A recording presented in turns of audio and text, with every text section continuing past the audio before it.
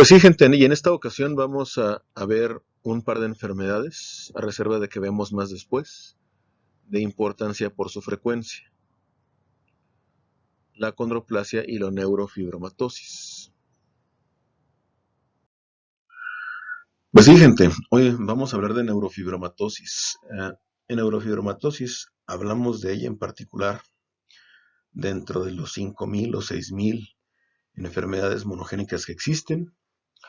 Hablamos de unas pocas, entre ellas la neurofibromatosis, porque es importante, porque es frecuente.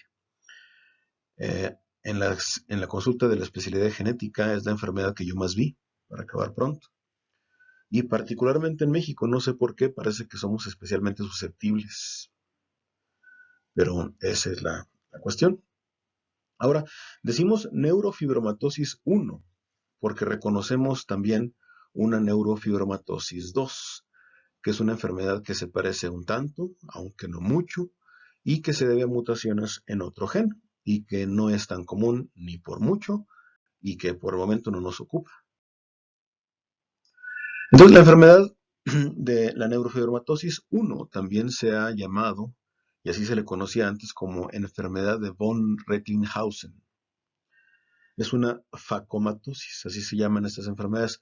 Esta y otras tantas facomatosis porque tenemos tejido que no debe de formarse en lugares en los cuales se forma.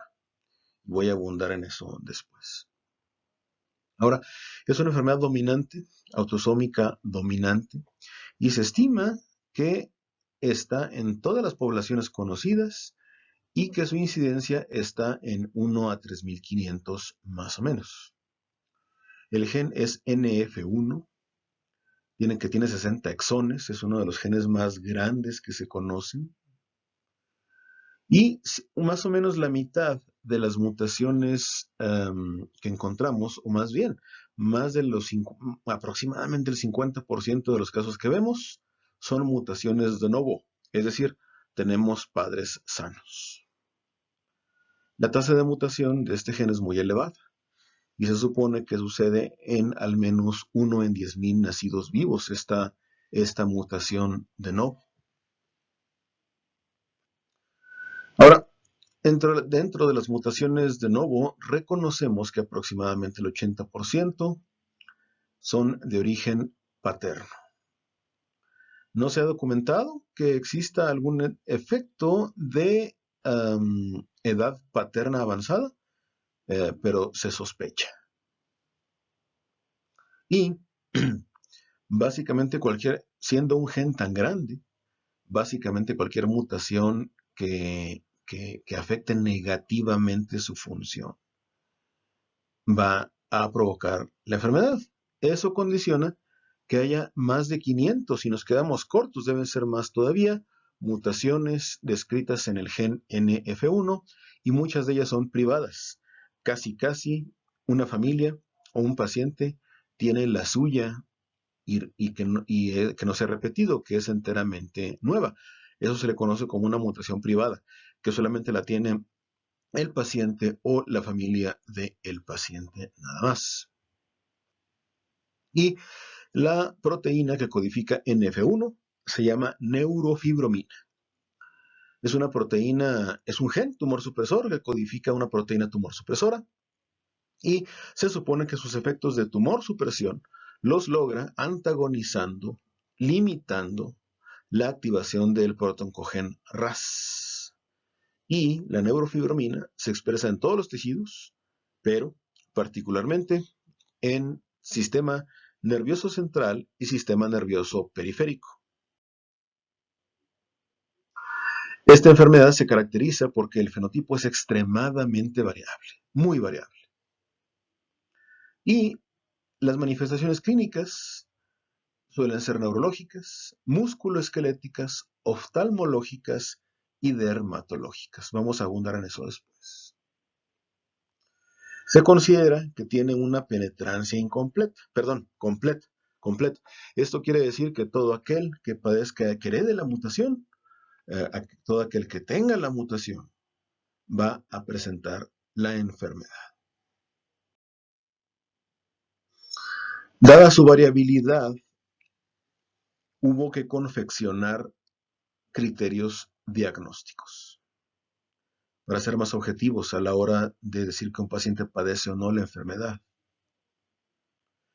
Y los criterios son 6. Por ejemplo, hablando ya del primer criterio, voy a hacer un resumen de ellos al final.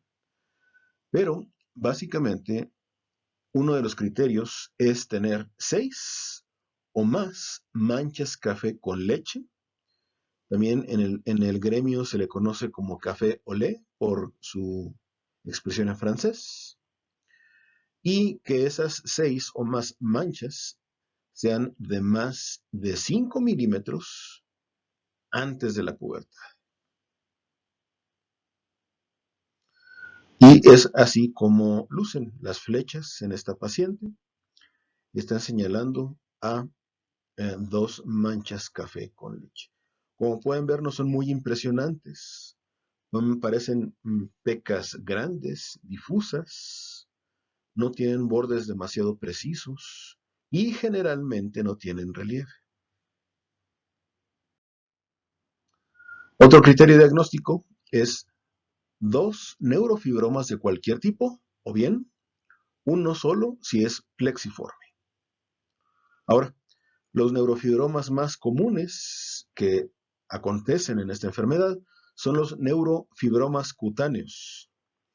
Estos neurofibromas cutáneos son lesiones que pueden ser pocas, pueden ser muchas, pueden estar muy distribuidas en todo el cuerpo, pueden estar limitadas a un segmento corporal. Pero es importante saber que usualmente no son dolorosas, a reserva de que se encuentren en sitios sensibles. Algunas sí pueden doler al contacto, son muy blandas, uno las toca con el dedo y se colapsan bastante. Y por fines estéticos y a veces funcionales es posible removerlos. El problema es que su remoción con cierta frecuencia se acompaña de recidiva, es decir, el tumor vuelve a salir justo de donde se extirpó. Y estos neurofibromas cutáneos se desarrollan, son schwannomas, son neoplasias de las células de Schwann, de los nervios, de que están justo en la piel o exactamente por debajo de la piel. Por eso les llamamos cutáneos, por eso no representan mayor problema más que estético y en pocas ocasiones funcional. Comparan ahora con el neurofibroma plexiforme. El neurofibroma plexiforme se origina de nervios, bueno, cualquier nervio, se origina de cualquier nervio profundo, superficial, el que sea, y generalmente condiciona una desfiguración, una malformación muy pronunciada en el segmento corporal donde se encuentre, en este caso en una pierna, donde claramente se encuentra muy expandido de volumen. Suelen tener otras características asociadas íntimamente con la piel y suelen ser a veces muy grandes y muy incapacitantes. Hasta, por ejemplo, en este caso, invadir prácticamente la mitad de la cara.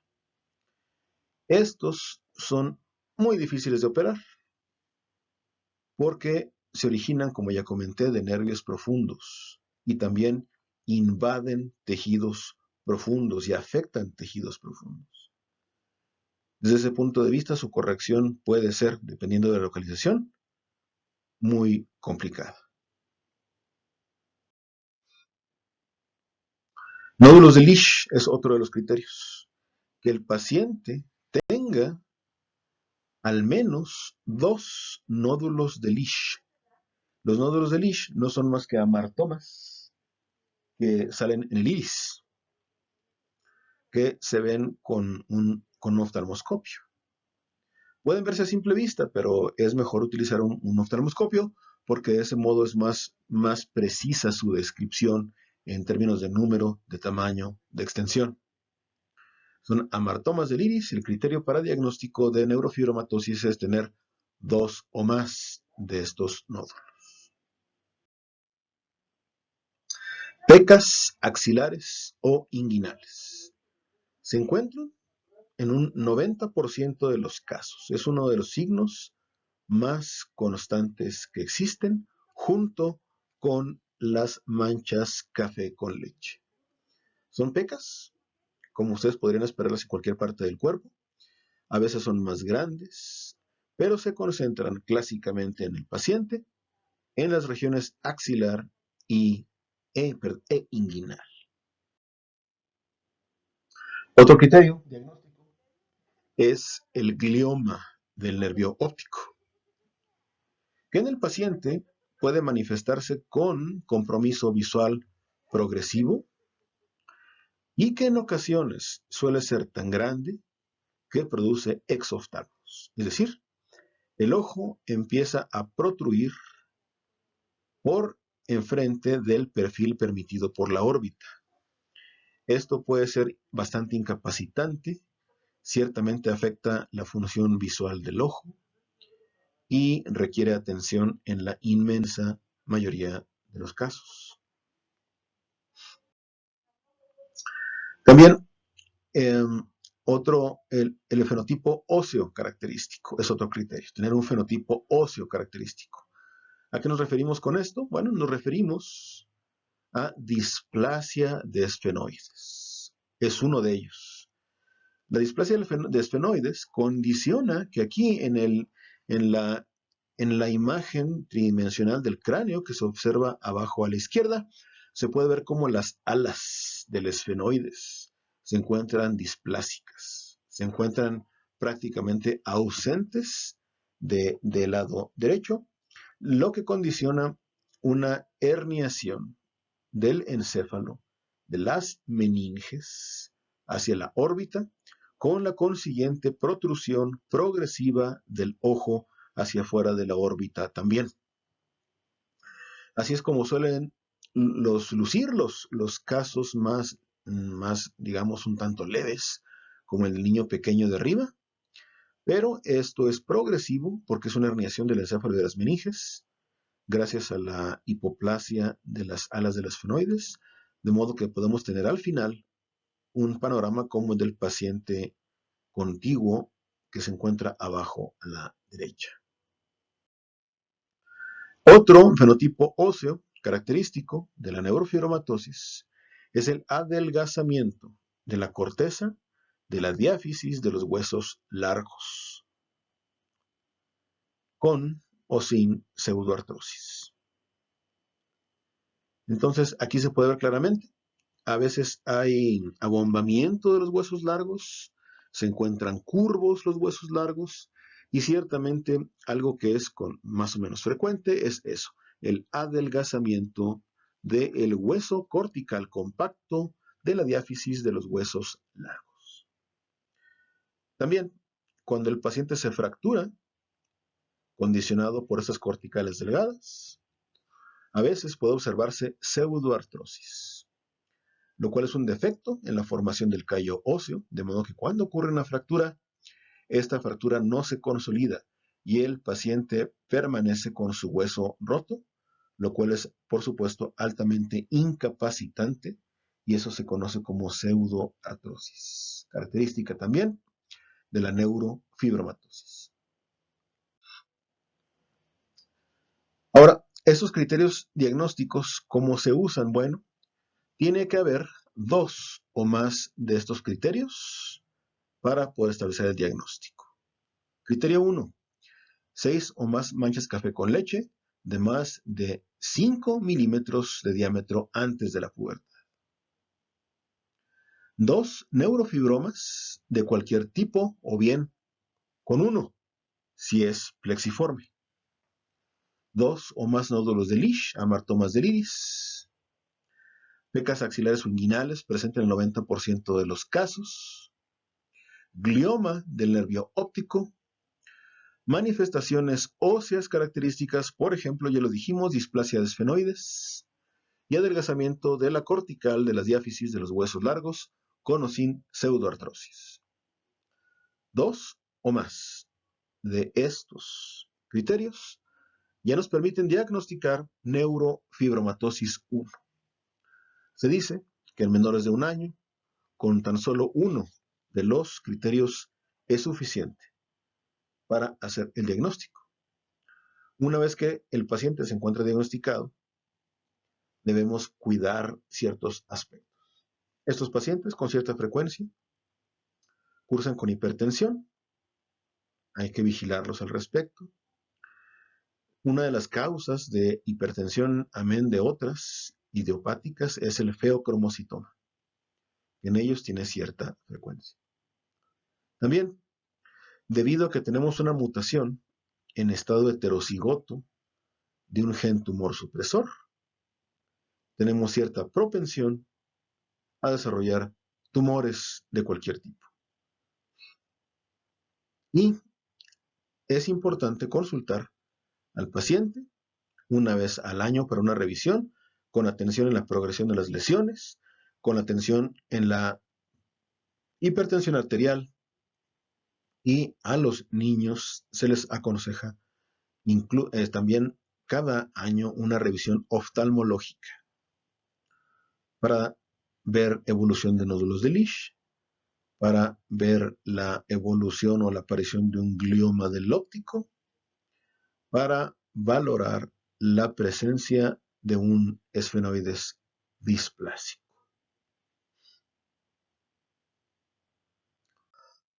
Ahora, como en toda enfermedad autosómica dominante, a los afectados les damos un riesgo de 50% de heredar la enfermedad a sus hijos. Si se trata de una pareja la cual ya tuvo un hijo afectado, siendo ellos dos aparentemente sanos, les damos un riesgo similar al de la población general, aunque ligeramente mayor, para tener en cuenta las instancias en que pudiera haber un mosaico germinal, es decir, que uno de los padres en su línea germinal, en sus gónadas, esté generando continuamente, sin él saberlo, una cantidad, aunque sea ligera, de gametos que llevan la mutación. Ahora, en cuanto al diagnóstico prenatal, por ejemplo, en el caso de una pareja que ya tuvo un hijo afectado, en el caso de un progenitor afectado que quiere saber si el embarazo actual viene con la enfermedad, eso se puede hacer a través de extraer DNA fetal, de amniocitos, de vellosidades coriales, siempre y cuando conozcamos la mutación presente en la familia, para no tener que revisar todo el gen, irse al exón o a la posición específicamente encontrada que es mutante en la familia.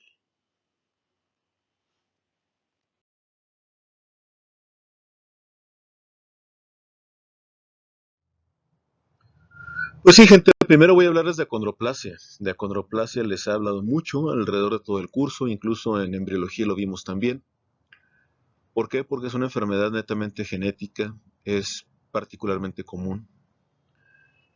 Es específicamente el tipo más común de enanismo en el ser humano y está causado por mutaciones en el gen FGFR3 en 4p16.3, en el brazo corto del cromosoma 4. Y dos mutaciones son responsables de la inmensa mayoría de los casos, una que es más mayoritaria que la otra, 1138G por A, y una menos frecuente que es 1138, el mismo nucleótido, pero en lugar de reemplazar la G por una A, la reemplazamos por una C. Eso es a nivel de nucleótido. Pero a nivel de proteína, el cambio que ocurre es el mismo en ambas mutaciones, y es que una arginina se reemplaza a la glicina que normalmente debe estar ahí en esa posición, en la posición 380. Ahora, se ha descrito en todos los grupos étnicos conocidos a la fecha, aunque su incidencia varía mucho, desde 1 a 15,000 a 1 a 40,000, dependiendo de la población. Ahora, ¿qué hace FGFR3? FGFR3 es un receptor de un factor de crecimiento y del tipo FGF, y tiene una actividad, este receptor tiene una actividad enzimática, y es de tirosin sinasa. Esta actividad de tirosin sinasa que le permite fosforilar residuos de tirosina en otros péptidos, se activa al unirse con ligando. Y cuando esto sucede, cuando este receptor se activa siendo afín a su ligando, lo que hace es limitar la proliferación de condrocitos en las placas epifisiarias. Es decir, limita la osificación endocondral, específicamente el crecimiento en longitud de los huesos largos, amén de otros también. Y finalmente, lo que sabemos, una de las cosas que sabemos, es que esta mutación lo que hace es que permite que la actividad de tirosin sinasa exista aún en ausencia de ligando. Es decir, la proteína, el receptor están permanentemente prendidos, están permanentemente activados. Se dice que están constitucionalmente activados. Ahora, el 80% de los casos ocurre como mutaciones de novo. Es decir, el 80% de los casos nacen en parejas en las cuales no existe ningún afectado de la enfermedad. Por supuesto, una vez que el paciente ya la tiene, se hereda de una forma autosómica dominante, y sabemos que las mutaciones de novo, reportadas a la fecha, ocurren exclusivamente a través de vía paterna, es decir, es el espermatozoide que aporta el hombre a la fecundación, el que ya lleva una mutación de acondroplasia y que se adquirió en algún momento de la formación de ese espermatozoide, desde espermatogonia hasta cualquier estadio del proceso. Y por supuesto, este peligro aumenta con la edad paterna avanzada. Se supone que el riesgo, aunque no es elevado en todos los casos, aumenta a partir de los 35 años de edad del padre. Sin embargo, una vez que ya la mutación se presenta en un paciente o en una paciente afectada, cualquier sexo puede transmitirlo por igual sin ningún problema.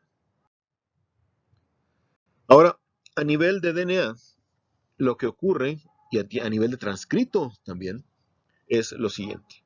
Tenemos este codón, el codón GGG, que codifica para glicina, y el cual puede mutarse. Por ejemplo, la primera G del codón puede mutar a una A, o bien puede mutar a una C. En ambos casos, el reemplazo a nivel de proteína del aminoácido es de una arginina reemplazando a una glicina. Ahora, en términos del defecto molecular intrínseco, sabemos que en ausencia de mutación, el receptor se une a factores de crecimiento fibroblástico solubles en la matriz extracelular. Cuando estos se unen, inducen la dimerización de estos receptores, y es la dimerización lo que activa la actividad tirosin sinasa y la señalización hacia citoplasma para la generación de segundos mensajeros de una respuesta metabólica o una respuesta transcripcional de la célula afectada. Ahora, en términos de lo que pasa en la mutación de acondroplasia, se supone que la mutación lo que hace es permitir la dimerización en ausencia de ligando, activándose de todos modos la actividad tirosin sinasa y la señalización hacia citoplasma. Ahora, mutaciones en FGFR3 no son exclusivas de acondroplasia y se presentan en varias enfermedades. Otra es la displasia teratofórica. La displasia teratofórica es un fenotipo mucho más grave que la acondroplasia. De hecho, se parece bastante a la forma homocigota de la acondroplasia. Es letal, por eso el nombre de tanatofórica, letal al nacimiento, por costillas cortas y asfixia del producto. Y hay dos tipos, tipo 1 y tipo 2. Se supone que lo que sucede en la tipo 1 es que tenemos la formación de puentes disulfuro que estabilizan el dímero. También forman el dímero en ausencia de ligando y la señalización hacia citoplasma de todos modos. Mientras que en la displasia tanatofórica tipo 2 Se supone que la mutación lo que hace es activar la actividad enzimática aún en ausencia de dimerización. ¿Y cuáles son las manifestaciones a nivel de paciente? Bueno, en un paciente recién nacido reconocemos acortamiento rizomélico y voy a explicar qué es eso. Un acortamiento rizomélico, en el caso de los brazos, es un acortamiento del brazo con antebrazo y mano normal. Un acortamiento rizomélico en la pierna es un muslo corto, mientras que la pierna y el pie son normales. El acortamiento mesomélico es de los segmentos intermedios de las extremidades, es decir, en el caso del brazo, un acortamiento mesomélico sería del antebrazo y de la pierna, mientras un acortamiento acromélico sería en el caso del brazo la mano y en el caso de la pierna el pie. Entonces, en los pacientes con acondroplasia clásicamente vemos un acortamiento rizomélico, un acortamiento del brazo, del segmento proximal de ambas extremidades, de hecho. Vemos también una cara medial disminuida, hipoplásica, un abombamiento del frontal, mano en tridente, amén de otras cosas que veremos después. Esas anormalidades persisten durante la infancia, en la cual vemos un acortamiento, un crecimiento disminuido de extremidades respecto al tronco, un tronco grande en comparación con las extremidades. A medida que crece el paciente, vemos una deformación con un envalgo de la rodilla, es decir, rodilla hacia afuera, con abombamiento, con curvatura tanto de los fémures como de los huesos del segmento medio de la extremidad. Y limitación al movimiento de los codos también. Persiste durante toda la vida y los manos, los dedos, las puntas de los dedos, en el caso del paciente ya aproximando la adultez o en la adultez, vemos que solamente llegan hasta los trocánteres de los fémures, solamente hasta ahí llegan. Por supuesto, hay anomalías como la hiperlordosis lumbar, lo cual ocasiona prominencia abdominal, amén de la obesidad que pudiera existir y que se encuentra de hecho más frecuente en estos pacientes. La clásica mano en tridente, que significa que los puntas de los dedos no se pueden aproximar hasta juntarse, y ciertamente pies anchos también. Y ya en el paciente más adulto veremos cómo persiste el abombamiento de los parietales, del frontal, la hipoplasia de la cara media y ciertamente una prominencia de la mandíbula en pacientes más mayores. En el recién nacido, como ya les comentaba, se ve acortamiento rizomélico de extremidades, el tronco largo y estrecho, las manos en tridente, la macrocefalia, la cabeza es más grande de lo que correspondería a la edad, hipoplasia de la cara media y una frente prominente. La longitud, porque en este caso en el recién nacido no hablamos de estatura, porque el paciente no se para, sino hablamos de longitud, porque lo medimos acostado. Y en este caso la longitud es inferior a la normal, ligeramente, o bien dentro del rango normal, pero en los percentiles más bajos. Y a medida que crece el paciente, esta diferencia con la longitud y después estatura normales solamente se va a acrecentar. En las imágenes vemos dos niños recién nacidos o casi recién nacidos, en los cuales se observan estas anomalías. Es muy evidente en estos casos, en el niño de la izquierda, el acortamiento rizomélico y el fenotipo de la cara, mientras que el niño de la derecha, el fenotipo facial es particularmente expresivo, abombamiento de la frente, hipoplasia de la parte medial de la cara. Estos pacientes suelen tener inteligencia normal, puede haber cierto retraso en el desarrollo motriz, pero no a problemas de inteligencia, sino más bien a otros problemas. Por ejemplo, la hipotonía, que es característica del paciente cuando nace, la hiperflexibilidad del paciente, la macrocefalia o bien la estenosis del agujero magno, que condiciona problemas motrices, como podrá adivinarse. El crecimiento normal de los huesos de la cara es lo que condiciona la hipoplasia mediofacial, una base del cráneo pequeña y forámenes craneales disminuidos, con todo lo que eso conlleva. Apiñamiento de dientes, apnea obstructiva y otitis media crónica. El aumento de la presión venosa y la hidrocefalia se supone que es por la estenosis del agujero yugular, como de otros tantos agujeros craneales. Y el estrechamiento del foramen magno se presenta en 10% de los pacientes, lo cual aumenta la hipotonía y puede causar tetraparesia, puede complicar la apnea central, causar apnea también obstructiva e inducir muerte súbita, la cual se ha especulado, la cual se ha hipotetizado, se ha propuesto que sucede hasta en 3 al 7% de los pacientes antes del primer año de edad. Estos son imágenes de los hallazgos radiológicos que son más clásicos y más evidentes en la acondroplasia del paciente, del niño y del joven.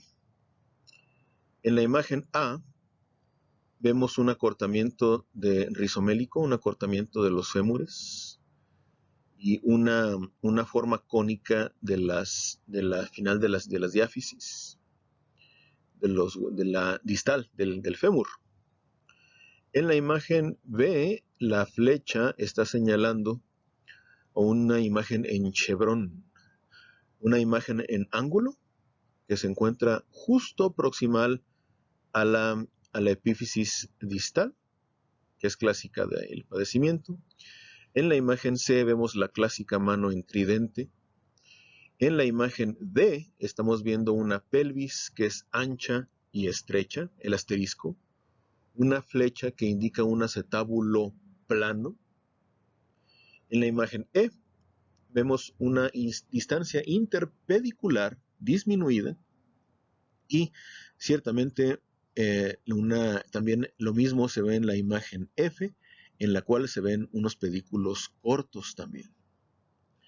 Finalmente, en la imagen G vemos la forma abombada de la bóveda craneal y una disminución en el tamaño del agujero magno, con todas las implicaciones que ya sabemos que esto tiene. Ahora, cuando nos llega un paciente a la consulta, infante o joven o incluso adulto, hay que tener en cuenta lo siguiente. La sospecha clínica, si el diagnóstico no está hecho, se hace y se confirma por radiología. El fenotipo es tan característico usualmente que el análisis molecular suele reservarse para casos dudosos, que hay pocos, pero los hay.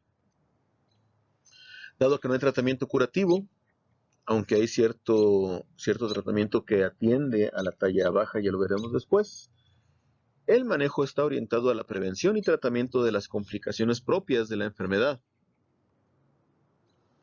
Durante la lactancia y la primera infancia, debe de tenerse en cuenta el peligro, el riesgo que existe de otitis media crónica, hidrocefalia, compresión del tronco encefálico. Tanto la hidrocefalia como la compresión del tronco es por una estenosis del agujero magno y ciertamente apnea obstructiva. En la juventud hay que tener cuidado, hay que vigilar, en su caso prevenir y en su caso tratar una estenosis medular por la misma estenosis del agujero magno. Esta suele ser bastante efectiva en corregir déficit motrices. El genu varum, la desviación de la rodilla hacia afuera cuando es sintomática. La hipertensión y la obesidad, que suele ser de difícil control a veces en estos pacientes. Deben evitarse, en la medida de lo posible, para prevenir complicaciones, deportes de contacto, fútbol americano, gimnasia, clavados, colgarse de cabeza por cualquier cosa que impida o que incremente la inestabilidad de la articulación atlantoaxial.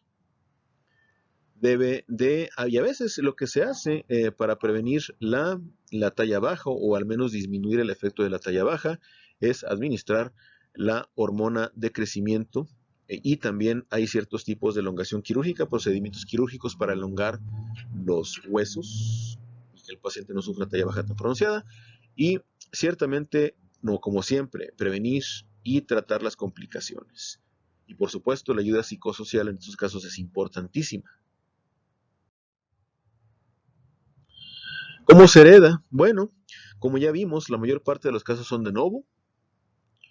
Um, por ejemplo, si la pareja ya tuvo, siendo sana o siendo no afectada, un hijo afectado, un riesgo para un siguiente embarazo, la verdad es que es relativamente poco, no muy distinto al de la población general, pero deben tenerse en cuenta el peligro de un mosaico germinal, es decir, que un segmento de la gónada masculina esté mutada somáticamente, lo cual se haga que se produzcan más espermatozoides mutantes de los que podría esperarse por pura accidente, por puro azar, por pura estadística.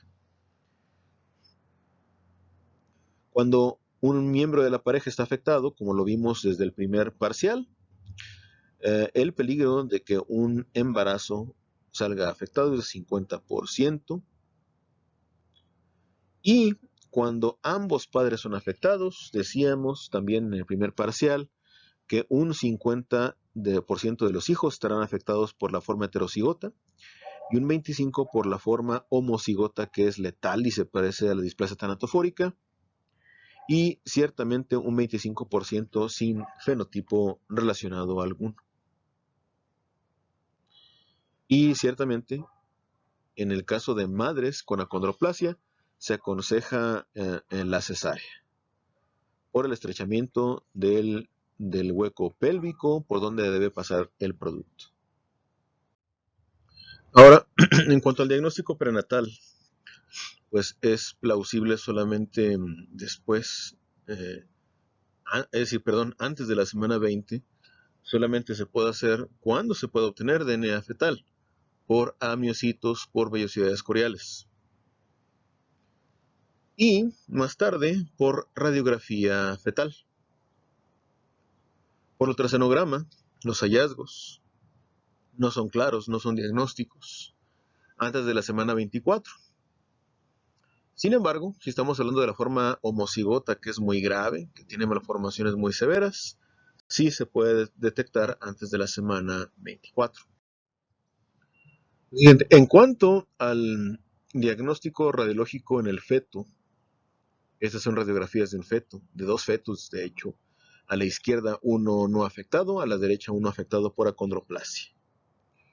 Fíjense cómo tenemos en el de la derecha, en el afectado, un acortamiento rizomélico, un acortamiento del segmento proximal de los ambos miembros, es decir, el brazo y el muslo.